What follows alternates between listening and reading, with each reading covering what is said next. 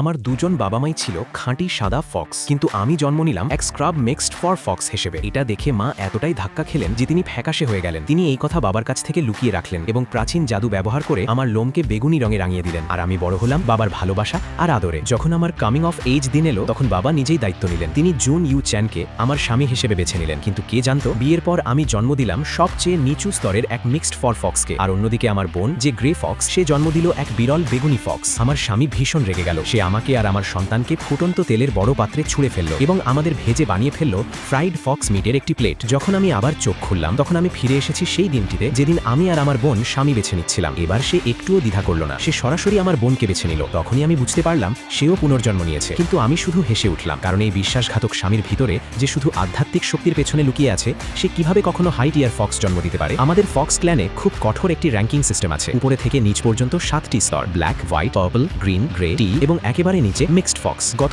1000 বছরে কোনো black Fox জন্মায়নি। এটি প্রায় একটি মিথে পরিণত হয়েছে। আর হোয়াইট ফক্স জন্মায় মাত্র 100 বছরে একবার। আমার বাবা ফক্স ক্ল্যানের প্রধান, আর বর্তমানে পুরো ক্ল্যানে একমাত্র হোয়াইট ফক্স তিনি। তার সবসময় একটি ইচ্ছাই ছিল আমি যেন কোনো টপ টিয়ার পুরুষ ফক্সকে বিয়ে করি এবং ফক্স ক্ল্যানের পরবর্তী গৌরবের জন্ম দিই। এই কারণেই আজকের সিলেকশন সেরেমনি। এই প্রজন্মের সবচেয়ে মর্যাদাপূর্ণ তরুণ পুরুষ ফক্স ছিল আমার আগের জীবনের স্বামী জুয়ান ইউয়াস। আমি চোখ খোলার সাথে সাথেই দেখলাম সে আমাকে ঘৃণা ভরা দৃষ্টিতে তাকিয়ে আছে। কিছুক্ষণ আগেই বাবা সবার সামনে আমার বাগদানের ঘোষণা করেছিলেন।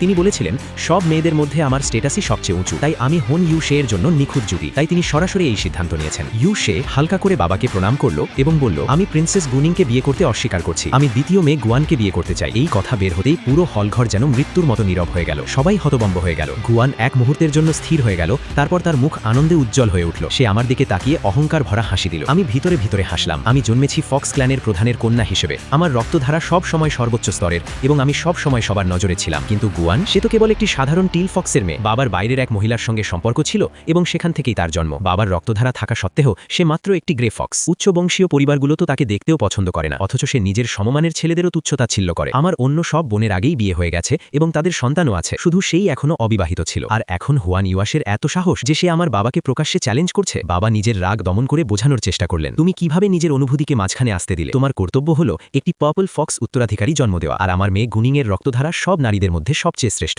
তাহলে তুমি তাকে প্রত্যাখ্যান করছো কেন? ওয়ান ইয়াস বলল, এমন নয় যে আমি গুনিংকে চাই না, কিন্তু সে ইচ্ছা করে সত্য লুকিয়ে রাখছে। সে কোনো অভিজাত পার্পল ফক্স নয়, সে তো এক মিক্সড ফরম্যাট। এই কথাগুলো যেন বোমার মতো বিস্ফোরিত হলো। সবাই স্তব্ধ হয়ে গেল। আমি দাঁত কেঁপে ধরলাম। আমি জানতাম সে ঠিক এটাই বলবে। বাবার রাগ ঢেউয়ের মতো ছড়িয়ে পড়ল। সবাই ভয়ে হাঁটু গেড়ে বসে পড়ল। বাবা গর্জে উঠলেন, ওয়ান ইউয়ান, তুমি কি জানো কোনো রাজকুমারীর বিরুদ্ধে মিথ্যে অভিযোগ তোলার মানে কি? কিন্তু ওয়ান ইউয়ান একটুও ভয় পেল না। সে আমাকে অবজ্ঞার দৃষ্টিতে দেখে বলল, প্রিন্সেস শুধু তার আসল রূপ দেখালেই তখন সব গুজব নিজে থেকেই শেষ হয়ে যাবে।